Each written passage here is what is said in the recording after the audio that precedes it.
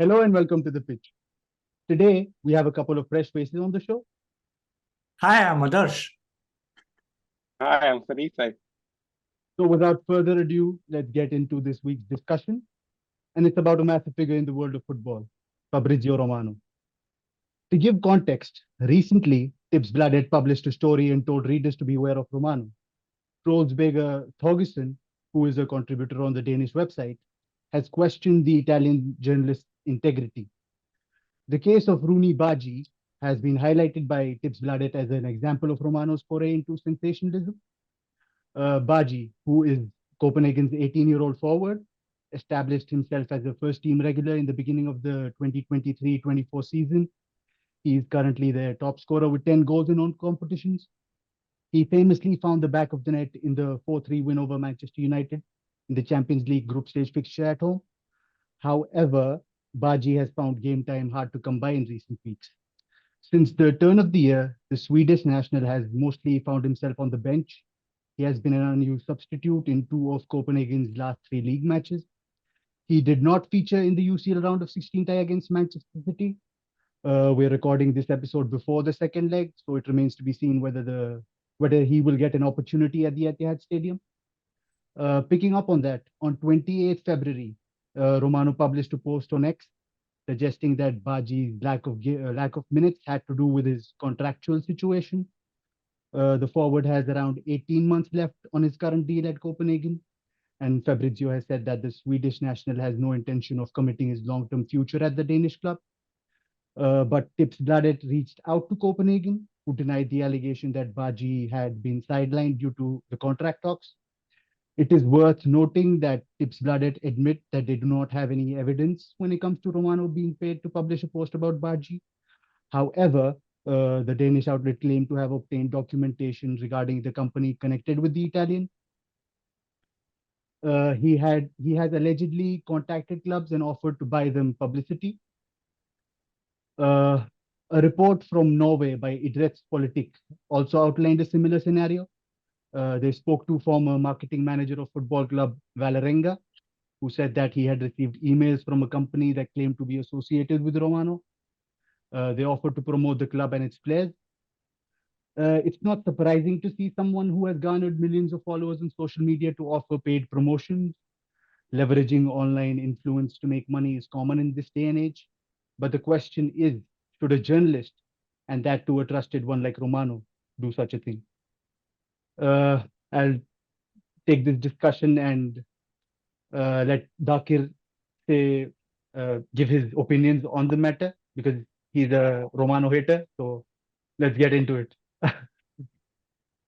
Right. I'm a Romano hater. What do you guys think? We have talked about this subject a lot of times when we are together. And yes, I have been critical of Romano. I don't say I'm a hater, but then I have been critical of I some of would his. say you are. Come on. Let's see. Let's by the end of the episode, I'll let others decide. But then in this particular scenario, yeah. So it is reports from two different countries. Like although in Scandinavia it's from Denmark and Norway, we have the reports of Romano allegedly offering his services to different clubs, in exchange of promoting the club or players they want to sell, or like creating some sort of buzz around these clubs. And here we see that, okay, if we are talking about the Bardaji situation, first of all, it is uh, interesting that he says Copenhagen is not playing him because he does not want to sign a contract.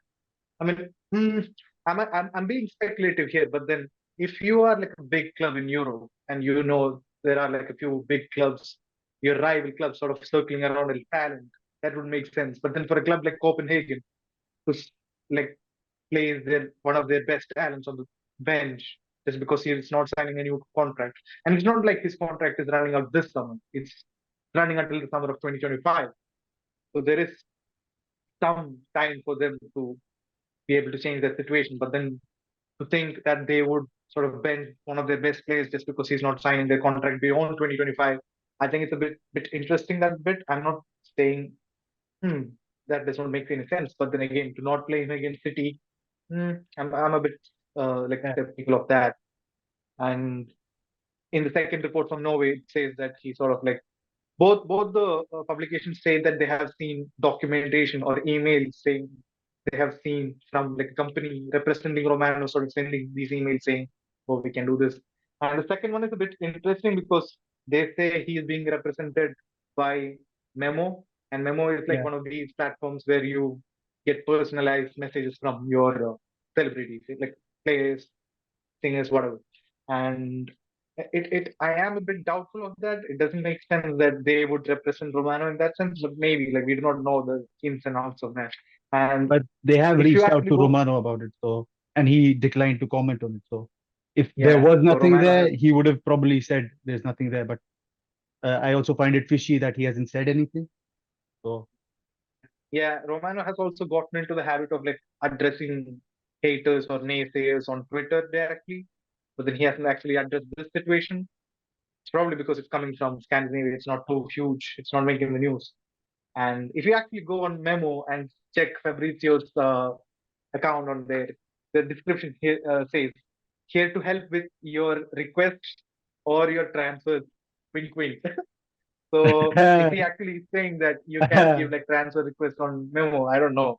And another thing I'd like to note is his like his the chronology of his Bardaji post, because he initially for the first time posted about Bardaji on his Twitter or X as we know it now on November 9th, 2023. And he said, "Oh, he's a hot prospect and stuff." And like few days later, 21st November, he says that, "Oh, this player has signed with this agency called CAA," and named the agent that he's with now. And on the same day, he posts an exclusive quote from the agent. So that is 9th November, 21st November, and then 28th November, he names Bardaji among the biggest wonder kids in football right now. mm, And then for a while, there is no post or anything anymore.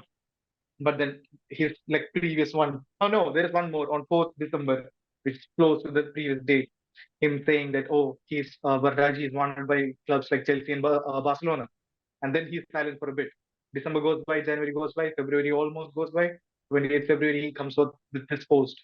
It's like a couple of days after, not maybe not, I don't know when the City game was, but then you sort of see that pattern where I would say it is sort of prompted by the agents sort of to create an unrest sort of thing. Because I believe, again, these two certain publications talk about him offering his services to two clubs. If he's actually offering his services to his two clubs, I I I, I would imagine that he's already having partnerships with agents across the globe because that is easier to do. And there have been instances when you can sort of judge by his posts that he is sort of doing things for agents. Because I remember when the Vlahovic was doing well for Fiorentina, and he would like regularly post about Vlahovic being doing that, doing this, and then oh he has a release clause or does he not? Until he joined Juventus. After Vlahovic joined Juventus, he has not actually talked about Vlahovic in that way. See him doing it with Jonathan David as well. No, Jonathan David. Yeah, you're right. yeah, the Lille So striker. yeah, yeah. So he does it with a few players, and you can see a pattern there in the way he does that. Sometimes he mentions the agency, sometimes he mentions the agent, so it's easy to see where his information is coming from. But then you cannot actually blame him for any of that, for a lot of that. But then is he actually cashing in on the trust that fans place on him as a transfer expert? That is where I actually get a bit doubtful or skeptical of his behavior or his practices as a journalist. So I think I have ranted, like, have gone into it a bit. I will let you guys take over, and then maybe we'll come back with Okay, to another go back rant. to one of your points about Copenhagen not playing Baji. So the thing is, he has been one of their best players this season, and there is no smoke without fire. So it's not uncommon for agents, for journalists to have connections with agents and clubs. So I believe there is something there. I believe he has been instructed to say those things, or he has received that information from the player's agent or those connected with the player. I don't think he would just tweet that without any knowledge of the situation, or if there wasn't any particular reason for it.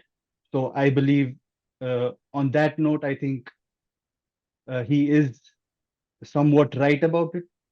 I do not believe Copenhagen aren't playing him because of the manager recently said that he just picks the best 11. So if you're picking the best 11, you certainly have your top goal scorer in your starting lineup. And even they had a game against Midtjylland recently, who are top of the table. So Copenhagen and Midtjylland are in the title race. So they recently lost 2-0 to Midtjylland, and they've dropped to third now. So they are 3 points behind the leaders, Midtjylland now. So, and he did bring him on uh, at the break. So uh, I think the manager also realizes that this player, this 18-year-old, is an important player for them. But I think uh, there is a plausibility, there is a plausible case that the he's being instructed not to play him because of his contract situation. So I don't think it's far fetched to uh, suggest that is the case. So that's where I stand on it. I don't know what Felipe thinks about it. Uh, Going by him just not playing him, I'll probably go towards the fact that he's only 18. So it could be just down to the fact that he is still a young player. He doesn't, maybe the manager just doesn't want to overplay the players, like we've seen with many others. Like we have Gavi at Barcelona, who got overplayed when he was young, and now he literally can't play 2 matches before getting injured. So maybe that could just be a factor. Maybe the manager's not even looking at the contract situation. It's just a fact that he's a young player who's still developing, and maybe playing him week in and week out might just be the big issue with this whole situation. That he doesn't want to overplay the player and maybe lose him for the rest of the season, or even make it so the player never reaches the potential he actually has.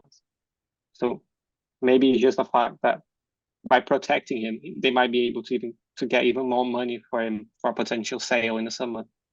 But and going back to the Fabrizio Romano situation, I feel like I don't see anything majorly wrong with him just like giving his opinions, and like not giving his opinions, but like spelling his some of his tweets so that he can get some money and also promote a smaller club, which many people might not have heard of before he mentioned, since he's so popular within the transfer news market, because loads of people trust in him to get their news about transfers for their clubs, even more if you follow like a big club from Europe. That's where I stand on these two major issues. If I could interject on your first point, though, uh, Copenhagen have had a long winter break, so it wouldn't make sense for him to rest uh, Baji because of the accumulation of game time. So I don't know if I would agree on that point, but yeah, the Romano thing makes sense. I don't know what others thinks about him. So No, I think they should allow young players to play more so like they can get more experience, like how other teams do, like how Liverpool play dance sometime in precious situations so that he can get cope with a like kind of a heated environment. And like the more if you don't let the young talented players play, so then it won't be good for the career. Like no other teams would take interest by looking. Of course, he's the top scorer of the club. He has scored 7 goals till now for Copenhagen, but I feel he should play more. So if he wants to go to other clubs and he wants that other clubs take interest in him, so I think the manager should allow him to play as more as possible. Like I would of course counter Felipe's point that uh, being skeptical of injuries, uh, that's why the player manager doesn't want him to play. But I feel the more you let the younger players play, the more he'll get a market price from other clubs to play. Like he might get signed by a major club, not just basic clubs, but maybe Madrid might show some interest if he's sensational talent. That's what I feel. I agree to your point that if Copenhagen want the most value from him, from his transfer, they should play him regularly. So it wouldn't make sense for them from that point of view to not play him. But they're not playing him right now. So But I read an article from goal.com today. Then they said that they might include him today because um, Emil Højlund needs to pass a late fitness test ahead of the kickoff. So if he doesn't pass the late fitness test, then they might play Rooney Bargi today. okay, so he'll start probably. Yeah, he Interesting. might start in a lineup ahead with Achuri. Interesting. Big point about going back to Romano and Barbaji situation. So in his tweet, he has basically just said it or put it up as fact that the reason he is not included is because of his contract situation. Now we have got a situation where Copenhagen are denying that situation. So we can sort of decipher that Romano's information has come from the agent or at least the players. So should he, as a journalist, make it clear in his post that where this sort of information is coming from? So the rule of thumb in journalism is that you verify a piece of information with at least two reliable sources.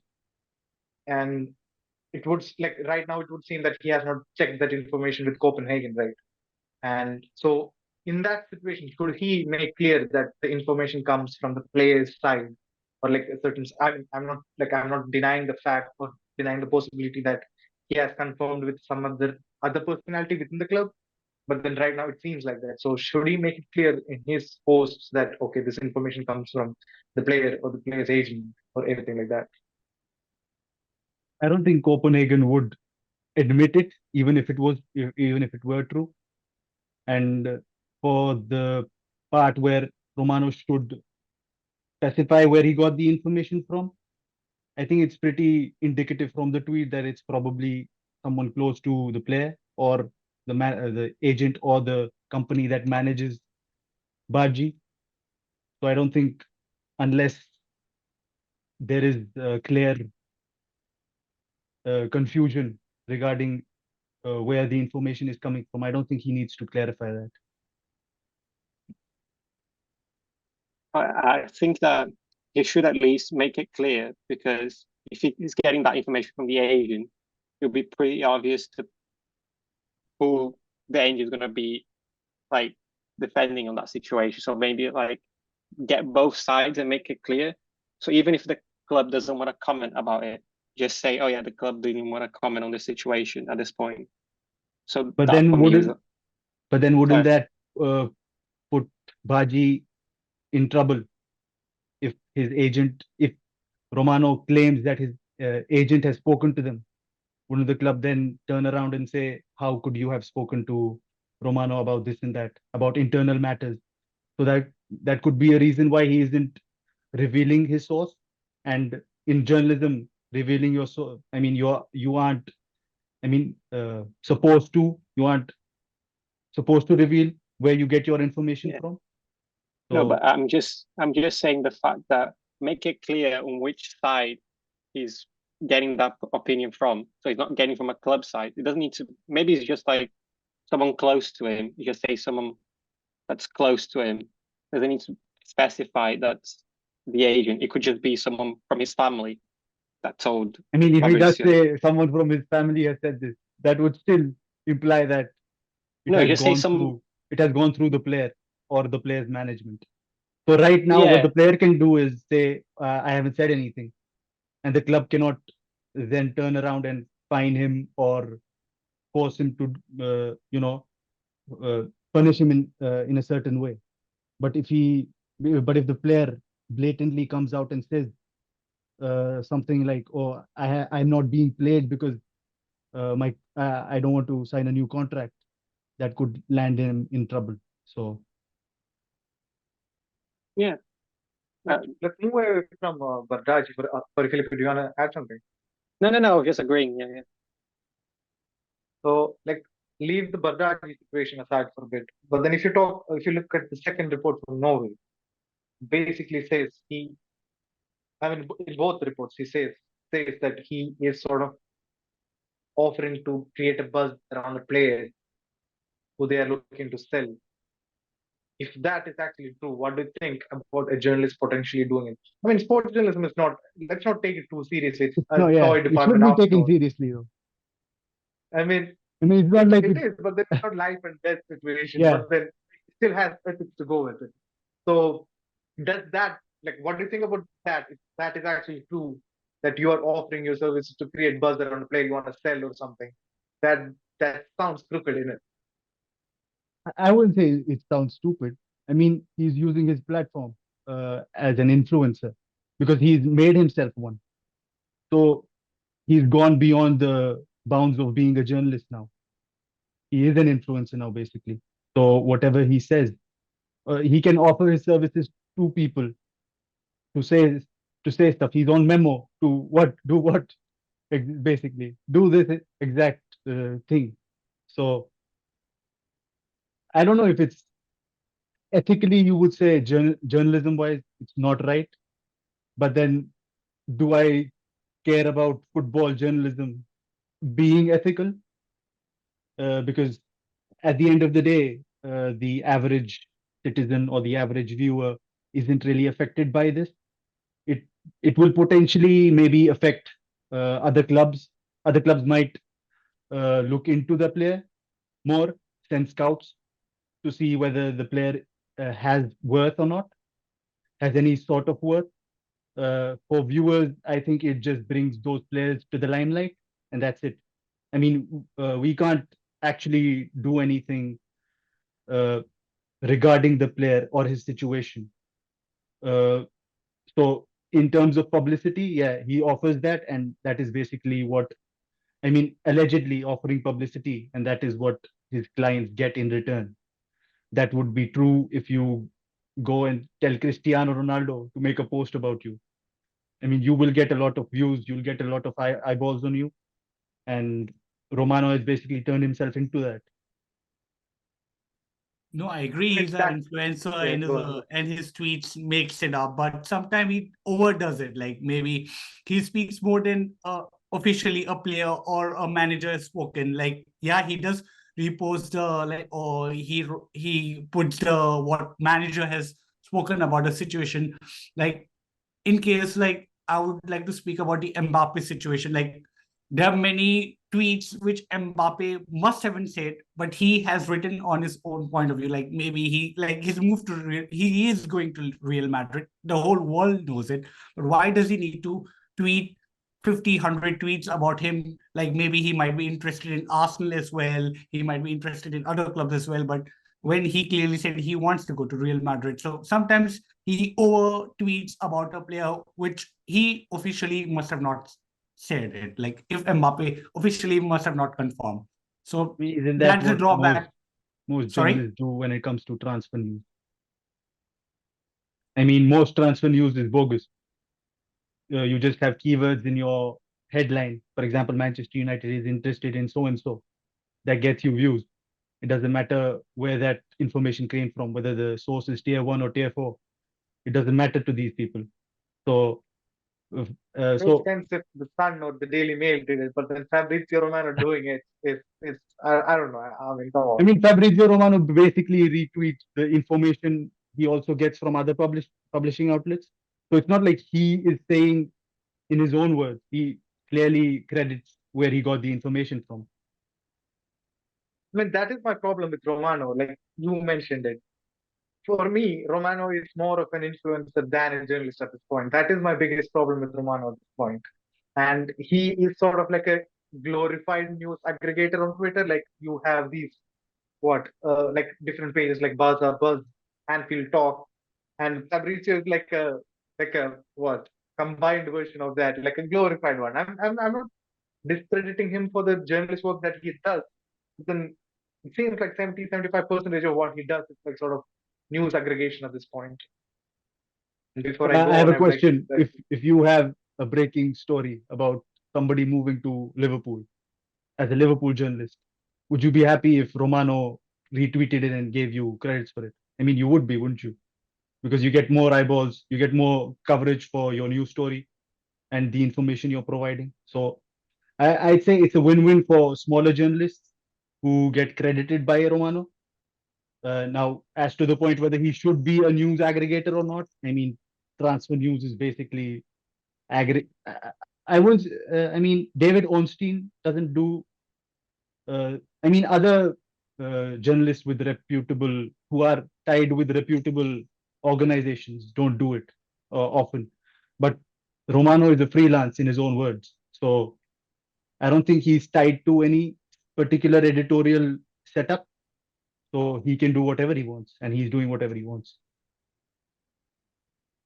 If he's allowed to do it, why not? Yeah, But he does create curiosity among viewers. Like they want to, the viewers do want to know like what is happening in football. So yeah, his tweets are sometimes very curious, like until the transfer is done.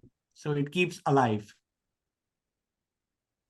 Yeah, he keeps some stories alive. It's just like Yeah. at least he's not doing like some certain like fan groups create like news, like rumors around transfers that everybody knows won't happen. Like a few years ago, Messi joining Man United, you started seeing everywhere. At least Romano is not doing that kind of rumors, but he is doing some kind of rumors where he maybe that loses a bit of his credit because loads of people trust him because it does in fact provide quite a few rumors that actually turn out to be real transfers, not just transfers that everyone knows won't ever happen. okay. So the question now is, if you were a journalist of the stature of Romano, how would you approach things? Takir. Right. I mean, I would definitely hard to say. I mean, like if you like again to talk about being a like the influencer Romano, I give him my flowers for it because his daily strategy as an influencer is great.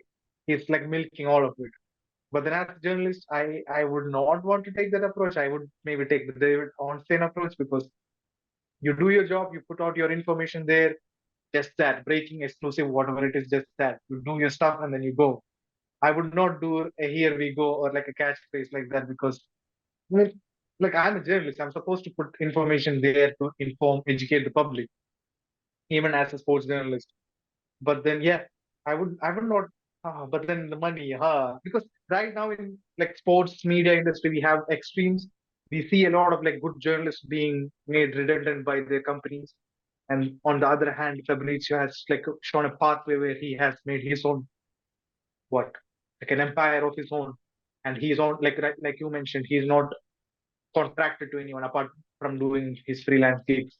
So he's making money off it, while some others are like sort of struggling. So it is a hard debate to have in those terms. But then I just feel like he has sort of blurred the lines between being a journalist and an influencer, which I do not agree with. So, uh, building on that point that you just said, in today's environment where journalists are expected to do multiple things all at once, where redundancies are increasing. So, before you would have three journalists working on a particular story. So you would have a photographer, somebody videographing stuff, and somebody writing the script. So now one journalist is expected to do all of that and more. So we do not have sub editors now. The journalist is expected to review their own story and then send it in. So, and in a fast paced environment like football, where timeliness is key, where the news cycle just keeps on going. It's harder, and it has become harder and harder for journalists, for someone to actually make a name for themselves. So in that regard, Romano has created a niche for himself. So he's been able to get to the top through the crowd. I mean, how many people would envy to be Romano right now? A lot. So I think for himself in that regard, he has done pretty well. Now, when it comes to journalism and ethical journalism, uh, I am not sure whether what I would do in such a scenario, because I feel now that Romano has done it, so that basically becomes uh, a standpoint from where other journalists can uh, take lessons from and then grow their own platforms. So yeah, Felipe, what do you think?